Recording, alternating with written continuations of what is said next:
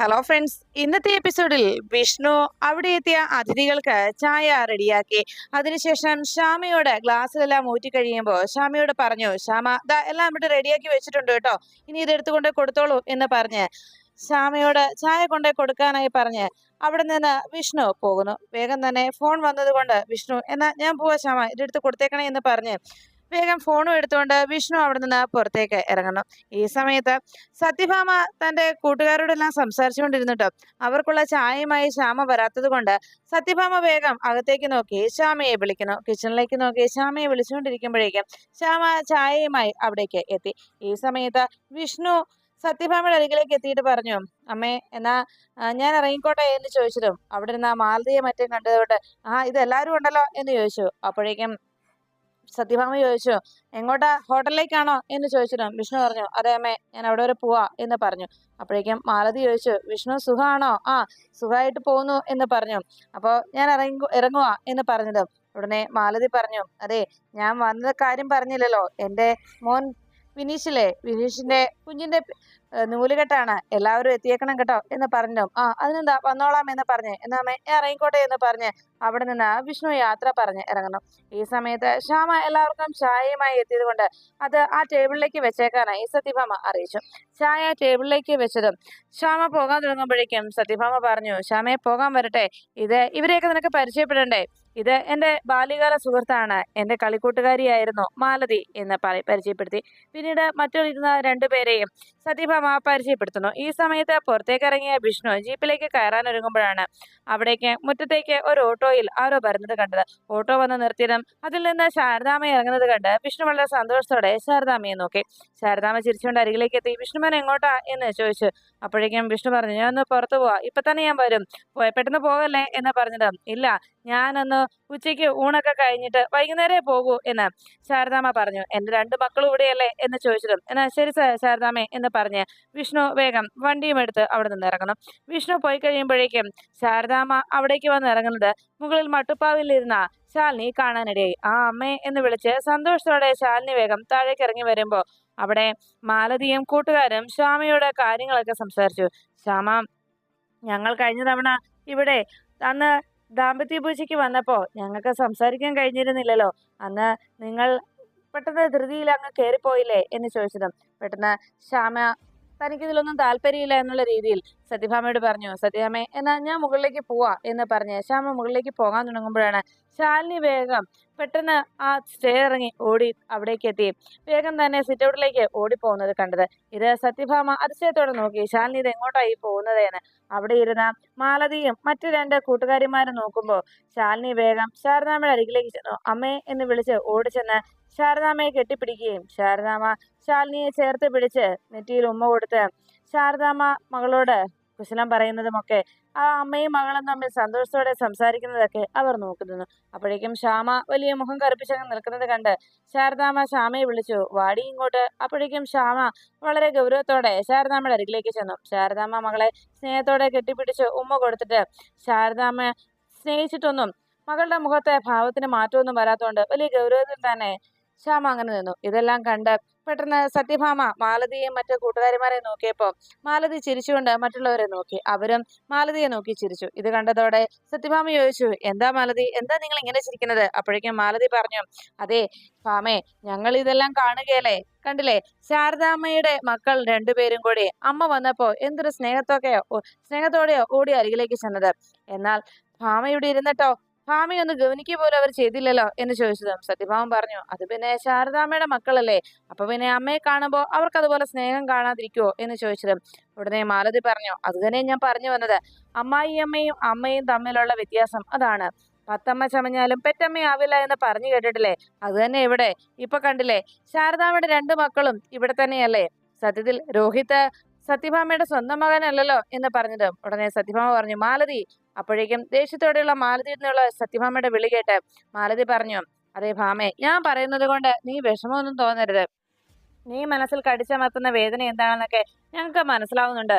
ഇപ്പൊ തന്നെ ഞങ്ങൾ ഇവിടെ വന്നപ്പോ ആ ശ്യാമയെ കൊണ്ട് ഞങ്ങൾക്ക് ചായ ഇടിക്കാനായി നീ എത്ര പ്രയാസപ്പെട്ടു എന്ന് ഞങ്ങൾ നേരിട്ട് കണ്ടതല്ലേ എന്നല്ല സത്യഭാമയോട് മാലതി ചോദിച്ചു. സത്യഭാമ ഒന്നും മിണ്ടാനാകാതെ അങ്ങനെ ഇരിക്കുമ്പോ ശാരദാമ്മ മക്കളെ രണ്ടുപേരെയും വളരെ സ്നേഹത്തോടെ അവരോട് രണ്ടുപേരോടും വിശേഷങ്ങളൊക്കെ ചോദിച്ചുകൊണ്ട് നിൽക്കുന്നത് കണ്ട് സത്യഭാമയുടെ മനസ്സിലാകെ കുശുമ്പ് തോന്നും. ഉടനെ സത്യഭാമയോട് മാലതി പറഞ്ഞു, അതെ, ഇപ്പൊ തന്നെ കണ്ടില്ലേ അവർ രണ്ടുപേരും അമ്മയെ കണ്ടപ്പോ അവിടേക്ക് ഓടിപ്പോയത്.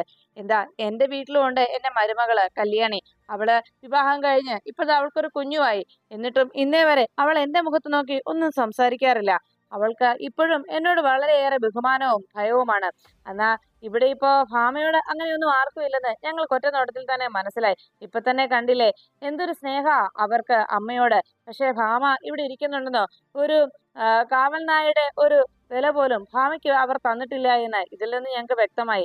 പിന്നെ ഒരു കാര്യം കൂടി ഭാമേ, എനിക്ക് നിന്നോട് പറയാനുള്ളത്, അവർ രണ്ടുപേരും ചേച്ചിയും അനുജത്തിയുമാണ്, ശാരദാമ്മയുടെ മക്കളുമാണ്. അതുകൊണ്ട് തന്നെ നിന്റെ ഈ വീട്ടിൽ കയറി ഇതുപോലെയുള്ള സ്വാതന്ത്ര്യവും ഇങ്ങനെയുള്ള പെരുമാറ്റവും ഒക്കെ നടത്തുന്നത് സത്യത്തിൽ ഇവിടെ നിന്റെ മകൾ പ്രീതി അവൾ എങ്ങനെയാണ് വസുന്ധരയോട് പെരുമാറുന്നത് അതൊക്കെ നീ കാണുന്നതല്ലേ. അവൾ എങ്ങനെയാണ് അവരോട് ഭയത്തോടെയല്ലേ നിൽക്കുന്നത്.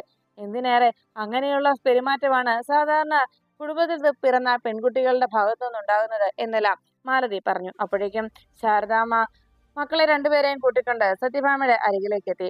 ശാലിനി സത്യഭാമയുടെ അരികിൽ വന്ന് അങ്ങനെ ചിരിച്ചുകൊണ്ട് അങ്ങനെ നിൽക്കുമ്പോൾ ശാരദാമ്മ സത്യാമ്മയെ എന്ന് വിളിച്ച് അരികിലേക്ക് വന്നു നിന്നു. അപ്പോഴേക്കും ശാലിനിയെ കണ്ടിട്ട് മാലതി ചോദിച്ചു, ശാലിനി വിശേഷമൊന്നും ഇല്ലേ എന്ന് ചോദിച്ചതും നല്ല വിശേഷം ആന്റി എന്ന് പറഞ്ഞതും അതല്ല ഞാൻ ചോദിച്ചത്, വിശേഷമൊന്നും ആയില്ലേ എന്നാ ചോദിച്ചത് എന്ന് മാലതി പറഞ്ഞത് കേട്ട് ശാലിനി ആകെ വിഷമിച്ചു. അപ്പോഴേക്കും കൂടെ നിന്ന അരികിലിരുന്ന കൂട്ടുകാരി പറഞ്ഞു, ഹാ എന്താ എന്താ മാലതി ചോദിച്ചത്. അപ്പോഴേക്കും ഉടനെ മാലതി സത്യഭാമയോട് പറഞ്ഞു, അതെ, എന്റെ മകൻ വിജീഷിന്റെ കല്യാണ സമയത്തല്ലായിരുന്നോ വിഷ്ണുവിന്റെയും ശാലിനിയുടെയും വിവാഹം. എന്റെ മകന്റെ വിവാഹം കഴിഞ്ഞ് അവർക്കൊരു കുഞ്ഞുമായി. ഇപ്പൊ നൂലുകെട്ട് ചടങ്ങ് നടത്താൻ പോകുന്നു. പക്ഷെ ഇവരുടെ കാര്യത്തിൽ എന്താ അങ്ങനൊന്നും ഇല്ലാത്തെന്നാ ചോദിച്ചതെന്ന് പറഞ്ഞത്. കൂടെ ഇരുന്ന കൂട്ടുകാര് പറഞ്ഞു, എന്താ മാലതി നീ ഇങ്ങനെയൊക്കെ തുറന്നു ചോദിക്കുന്നത്. സാധാരണ കുട്ടികളൊക്കെ ഉണ്ടാകാതിരിക്കുന്നുണ്ടെങ്കിൽ അത് ചെറുക്കന്റെയോ പെണ്ണിന്റെയോ എന്തെങ്കിലും കുഴപ്പമായിരിക്കും. ചിലപ്പോ പെങ്കൊച്ചിന് എന്തെങ്കിലും പ്രശ്നം കാണും. അതുമല്ലെങ്കിൽ ഇനി വിഷ്ണുവിന് എന്തെങ്കിലും കുഴപ്പം ഉണ്ടായിട്ടായിരിക്കുവോ. അതൊക്കെ ആവാമല്ലോ ഇങ്ങനെയൊക്കെ സംഭവിക്കാനുള്ള കാരണം എന്ന് പറഞ്ഞത്. അടുത്തിരുന്ന കൂട്ടുകാരി പറഞ്ഞു, അതിനൊന്നും ഇപ്പൊ വലിയ പ്രശ്നമൊന്നുമില്ലേ. പണ്ടത്തെ കാലത്തായിരുന്നു അതൊക്കെ വലിയ സംഭവമായിരുന്നത്. ഇപ്പോ എന്റെ അടുത്തൊരു നാട്ടുവൈദ്യനുണ്ട്. അദ്ദേഹം 18 വർഷമായിട്ടും കുഞ്ഞുങ്ങളുണ്ടാകാത്ത ഒരു ദമ്പതികൾക്കാണ് ഇപ്പോ ഒരു കുഞ്ഞിനെ അവർക്ക് സമ്മാനിച്ചിരിക്കുന്നത്. അതുകൊണ്ട് നാട്ടു ചികിത്സ നടത്തിയാൽ മതി. അയാളെ എനിക്കറിയാം, അയാളെക്കുറിച്ച് ഞാൻ പറഞ്ഞു തരാം എന്ന് പറഞ്ഞതും ഉടനെ അടുത്തിരുന്ന കൂട്ടുകാരി പറഞ്ഞു, അതല്ലെന്നേ, നാട്ടുവൈദ്യമൊന്നും അല്ല. ഇപ്പോ ഇംഗ്ലീഷ് മരുന്ന് തന്നെയാ മറ്റെന്തിനേക്കാളും ഭേദം. ഇപ്പോ പുതിയ പുതിയ ടെക്നോളജികളും പുതിയ പുതിയ സയൻസിൽ പുതിയ പുതിയ കണ്ടെത്തലുകളൊക്കെ നടത്തിയിട്ടുണ്ടല്ലോ. അതുകൊണ്ട് അതൊക്കെ ചെയ്താൽ തീർച്ചയായിട്ടും പെട്ടെന്ന് കുട്ടികളെ ഇവർക്കുണ്ടാവും. അപ്പോഴേക്കും മാലതി പറഞ്ഞു, ഇനി ചിലപ്പോ ശാലിനി വേണ്ടെന്ന് വെച്ചിട്ടായിരിക്കുമോ. ശാലിനി കളക്ടറാകാനായിട്ട് പഠിക്കുകയല്ലേ. അപ്പൊ ചിലപ്പോ ഒരു കുഞ്ഞിനെ ഉടനെ തന്നെ പ്രസവിച്ച് കുഞ്ഞിന്റെ കാര്യങ്ങളൊക്കെ നോക്കോ ആ കുഞ്ഞിന് വേണ്ടി ജീവിക്കുകയൊക്കെ ചെയ്യാന്ന് പറഞ്ഞ ഭയങ്കര ബുദ്ധിമുട്ടുള്ള കാര്യമാണല്ലോ. അതുകൊണ്ട് കളക്ടറാകാൻ വേണ്ടി പോകുന്ന ആളുകൾ ചിലപ്പോ അതിന് തയ്യാറായെന്ന് വരില്ല. അതായിരിക്കും ചിലപ്പോ ഇവരുടെ ഇടയിൽ ഇപ്പൊ ഇങ്ങനെ ഒരു പ്രശ്നത്തിന് കാരണം. ശാലിനി മനഃപൂർവ്വം അത് വേണ്ടെന്ന് വെച്ചതായിരിക്കും എന്ന് പറഞ്ഞു. ഒരാൾ ചോദിച്ചു, അത് ശരിയാ, കളക്ടറേമാനൊക്കെ ആയി നടക്കുമ്പോ കളക്ടർ കൊച്ചമ്മയായിട്ടൊക്കെ ഇങ്ങനെ വലിയ രീതിയിൽ നടക്കുമ്പോ അവർക്ക് കുഞ്ഞുങ്ങളുടെ പ്രശ്നങ്ങളൊക്കെ നോക്കാനോ കുട്ടികളെ പരിപാലിക്കാനോ ഒന്നും സമയം കിട്ടില്ലല്ലോ. അതുകൊണ്ട് മനഃപൂർവ്വം അത് വേണ്ടെന്നങ്ങ് വെച്ചതായിരിക്കും. അതായിരിക്കും കാര്യം എന്നൊക്കെ അവർ 3 പേരും പലരും ഇങ്ങനെ മാറി മാറി സംസാരിച്ചു.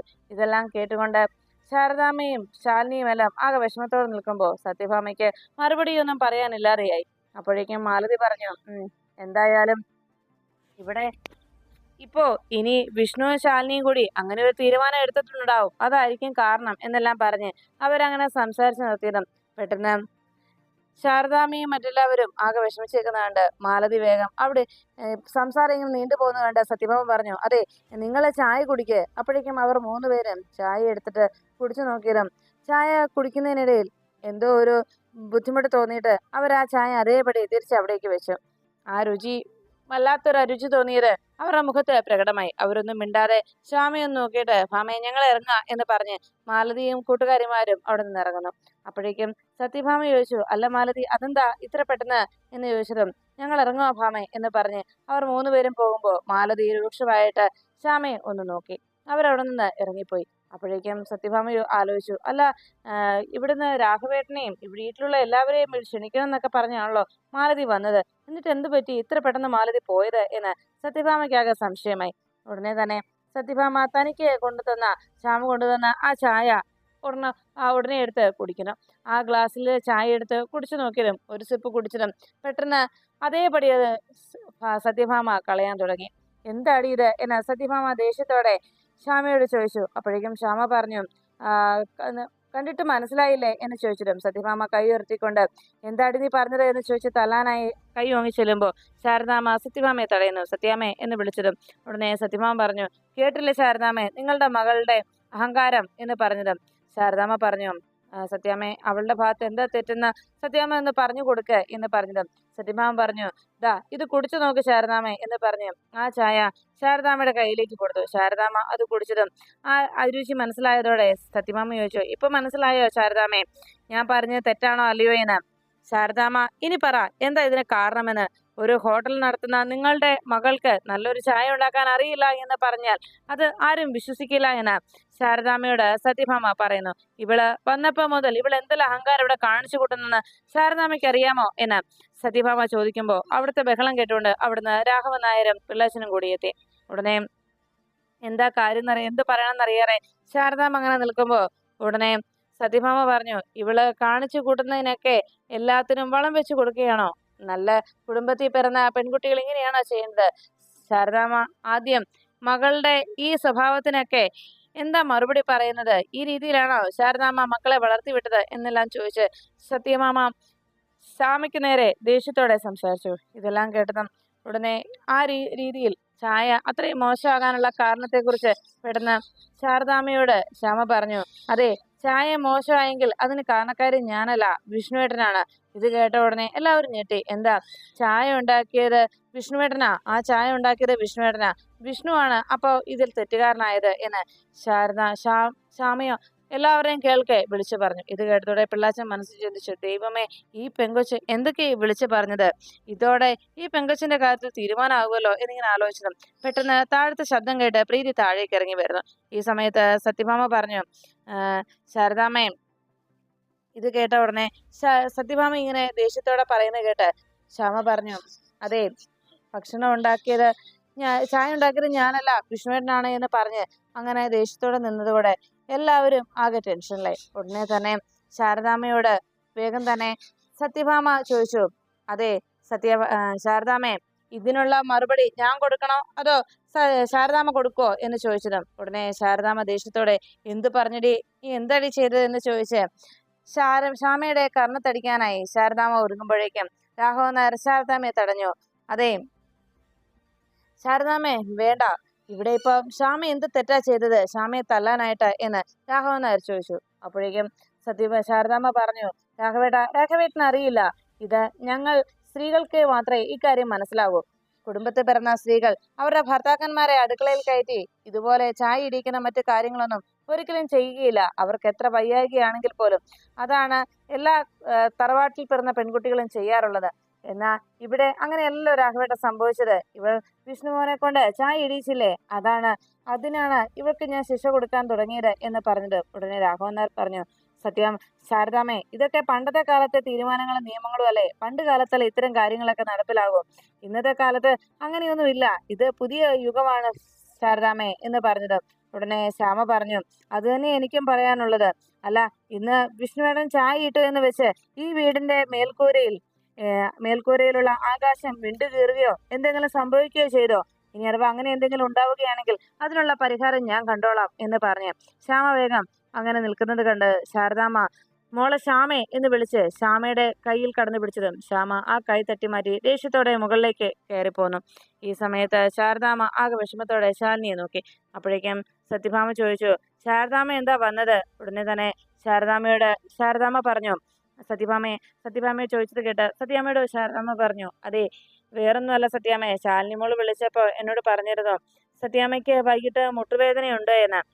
ഈ രാത്രിയിൽ ഉണ്ടാകുന്ന മുട്ടുവേദന ഇച്ചിരി പ്രശ്നമുള്ള കാര്യമാണ് സത്യാമ്മേ. അതുകൊണ്ട് എനിക്ക് ഇതുപോലെ ഉണ്ടായിരുന്നു. അതുകൊണ്ട് ഞങ്ങളുടെ അടുത്തുള്ള നാരായണൻ വൈദ്യന്റെ അരികിൽ നിന്ന് മരുന്ന് വാങ്ങിച്ച് കാലേ തേച്ചു, കഷായവും വെച്ച് കുടിച്ചു.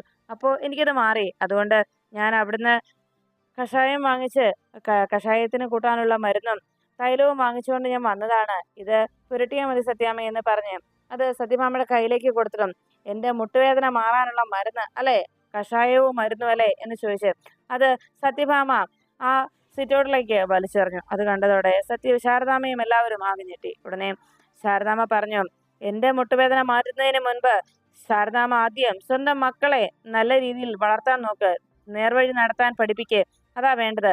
പിന്നെ ഇവളുടെ കാര്യം ശാലിനി എൻ്റെ മുട്ടുവേദന മാറ്റാനായി നോക്കുന്നതിന് എന്നെ കൊണ്ട് ഇങ്ങനെ ചെയ്യുന്ന എന്ത് കാരണത്താലാണെന്ന് എനിക്കറിയാം. ഇന്നലെ ശാരദാമ്മയുടെ മകളോട് ഞാൻ പറഞ്ഞിരുന്നു എന്നെ സോപ്പിടാനായിട്ട് നോക്കണ്ടെന്ന്. സിവിൽ സർവീസിന്റെ എക്സാമിന് പോകുന്നതിന് വേണ്ടി അവൾ എന്നെ സോപ്പിട്ട് ഞാൻ സമ്മതം നൽകുന്നതിന് വേണ്ടി എന്തെല്ലാം കാര്യങ്ങളാ അവൾ ചെയ്തു കൂട്ടുന്നതെന്നറിയാവോ? അന്ന് ഞാൻ അവളോട് പറഞ്ഞതാണ്. ഇന്നലെ തന്നെ ഞാൻ അവളെ താക്കീതും ചെയ്തതാണ്. അപ്പോഴാണ് അമ്മ വഴി അടുത്ത സോപ്പിടൽ അല്ലേ എന്ന് ചോദിച്ച് ശാരദാമ്മയോട് സത്യഭാമ ഇത് ശാലിനിയുടെ നീക്കമായിരുന്നു എന്ന് പറയുന്നു. അങ്ങനെ ആര് എന്ത് ചെയ്താലും അവരുടെ വലയിൽ വീഴുന്നവളല്ല ഈ സത്യഭാമ എന്ന് പറഞ്ഞതും ശാരദാമ്മ പറഞ്ഞു, സത്യാമ്മേ അത് പിന്നെ ഞാൻ അങ്ങനെയൊന്നും അല്ല എന്ന് പറഞ്ഞത്. ഉടനെ സത്യഭാമ പറഞ്ഞു, അതെ ഇപ്പോ അവർ വന്നിട്ട് പോയവർ പറഞ്ഞത് കേട്ടില്ലേ, എന്നെ അവരുടെ എല്ലാവരുടെയും മുന്നിൽ ഒരു ചായ പോലും നന്നായി കൊടുക്കാൻ കഴിയാത്ത അല്ലെങ്കിൽ കൊടുപ്പിക്കാൻ കഴിയാത്ത ഒരു വീട്ടമ്മയായി മാറിയില്ലേ ഞാനിപ്പോ. എൻ്റെ വീട്ടിലെത്തിയവരുടെ മുന്നിൽ ഞാനൊരു മോശപ്പെട്ടവളായില്ലേ, ഒരു നാണം കെട്ടവളായി മാറിയില്ലേ എന്നെല്ലാം ചോദിച്ച് സത്യഭാമ ദേഷ്യത്തോടെ ഇപ്പോ ഇവൾക്കും ഇനി ഇവിടുന്ന് കളക്ടർ കൊച്ചമ്മയായിട്ട് പോകണം, അതാണ് ഇവളുടെ ഇനി അടുത്ത ആഗ്രഹം.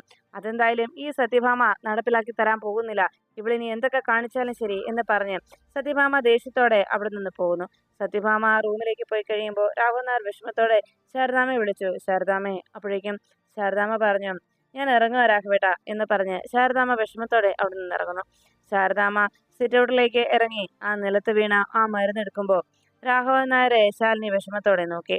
ശാലിനിയോട് രാഘവൻ നായർ പറഞ്ഞു, ചെല്ലു മോളെ എന്ന് പറഞ്ഞതും ശാലിനി വേഗം ശാരദാമ്മയുടെ അരികിലേക്ക് ചെന്നു. അമ്മേ എന്ന് വിളിച്ചുകൊണ്ട് ശാലിനി അരികിലേക്ക് ചെല്ലുമ്പോൾ പ്രീതിയും സങ്കടത്തോടെ രാഘവൻ നായരെ നോക്കി. മോളും ചെല്ല് എന്ന് പറഞ്ഞ് പ്രീതിയെ കൂടി ശാലിനിയുടെ കൂടെ രാഘവൻ നായർ അയച്ചു.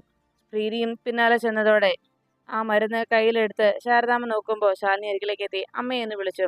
ശാരദാമ്മ ആ കൈ തട്ടി മാറ്റി. തൊട്ടുപോകരുത് തന്നെ നീ എന്ന് ശാരദാമ്മ ദേഷ്യപ്പെടുമ്പോൾ ശാലിനി ആകെ വിഷമത്തോടെ നോക്കി. അപ്പോഴേക്കും ആ മരുന്ന് ശാരദാമ്മ പ്രീതിയുടെ കയ്യിലേക്ക് ഏൽപ്പിച്ചു. മോളെ സത്യമ്മയുടെ ഇപ്പോഴത്തെ ഈ ഇതൊക്കെ മാറിക്കഴിയുമ്പോൾ ദേഷ്യമൊക്കെ മാറിക്കഴിയുമ്പോൾ മോള് സാവധാനത്തിൽ സത്യമ്മയുടെ കാര്യങ്ങൾ പറഞ്ഞ് മനസ്സിലാക്കി ഇത് അമ്മയുടെ കാലിൽ തേച്ചു കൊടുക്കണം. പിന്നെ ഞാൻ ഒരു കാര്യലാഭത്തിന് വേണ്ടിയോ എന്തെങ്കിലും കാര്യം നേടിയെടുക്കാൻ വേണ്ടിയോ അല്ല ഇവിടേക്ക് ഇതുമായി വന്നത് എന്ന് സത്യാമ്മയോടൊന്ന് പറയണം. മറ്റൊന്നും മനസ്സിൽ ചിന്തിക്കരുതെന്നും മറ്റൊന്നും വിചാരിക്കരുതെന്നും സത്യാമ്മയുടെ മോള് പറയണം എന്ന് ശാരദാമ്മ പ്രീതിയോട് അറിയിച്ചു. ശാരദാമ്മ പറഞ്ഞ് രാഘവൻ നായരോട് രാഘവേട്ട ഇറങ്ങുകയാണെന്ന് പറഞ്ഞ് വിഷമത്തോടെ ശാരദാമ്മ അവിടെ നിന്ന് ഇറങ്ങുമ്പോൾ ശാലിനിയോടൊരു വാക്ക് പോലും പറയാതെ ശാരദാമ്മ ഇറങ്ങുന്നത് കണ്ട് ശാലിനി പിന്നാലെ ഓടിയെത്തി. അമ്മേ പോകരുത് എന്ന് പറഞ്ഞ് ശാലിനി പിടിച്ചു നിർത്തും. മാറി നിൽക്കടി അങ്ങോട്ട് എന്ന് പറഞ്ഞ് ശാരദാമ്മ ശാലിനിയെ മുന്നിൽ നിന്ന് മാറ്റുന്നു.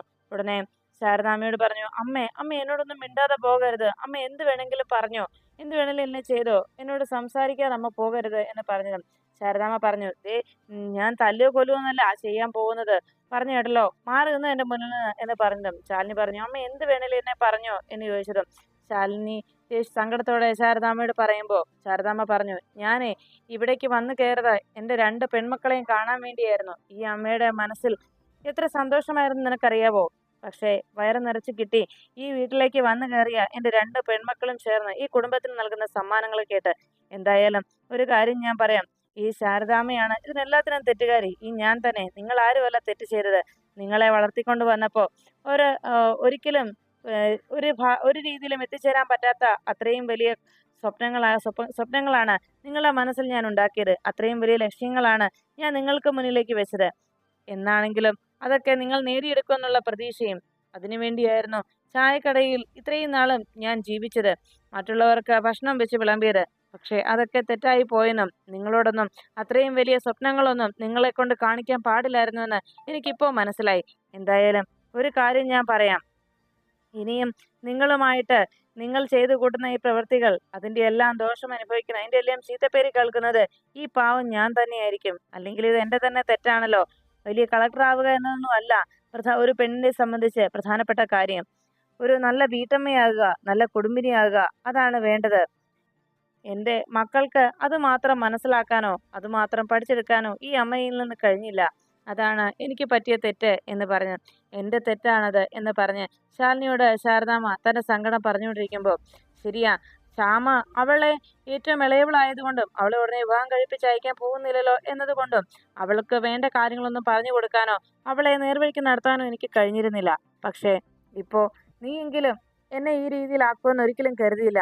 നിനക്ക് നിന്റെ നേട്ടങ്ങൾ മാത്രം, നിന്റെ സ്വപ്നങ്ങൾ നേടിയെടുക്കുക എന്നത് മാത്രമായിരുന്നല്ലോ നിന്റെ ലക്ഷ്യം, അല്ലേ എന്ന് ചോദിച്ച് ശാരദാമ്മ വിഷമം മുഴുവൻ ശാലിനിക്ക് നേരെ തീർക്കുന്നു.